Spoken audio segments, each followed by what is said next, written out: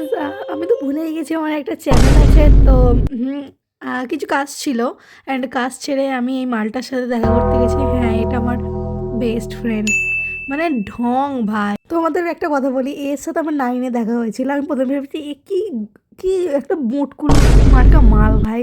এ এর সাথে আমি বন্ধুত্ব করব। তো না, তখন থেকে ঝগড়া। কিন্তু হঠাৎ করে আমাদের মধ্যে যাই হোক বন্ধুত্ব তো হলো। কিন্তু তারপরে এমন ডিপে ঢুকতে শুরু করেছি আমরা, এখন আর বন্ধুত্ব নেই মানে অর্ধেক স্বামী-স্ত্রী। যাই হোক, এই সেই ব্যক্তি ভগবানের পরে যে আমাকে অ্যাকসেপ্ট করে। আমার যত দোষ, গুণ, যত উল্টোপাল্টা জিনিস নিয়েও আমার সাথে থাকে। অ্যান্ড এরও অবভিয়াসলি আর আমি একা গন্ডগোলের নাই।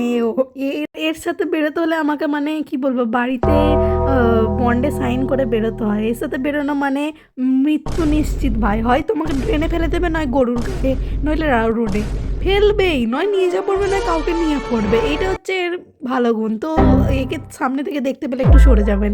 Tata, by.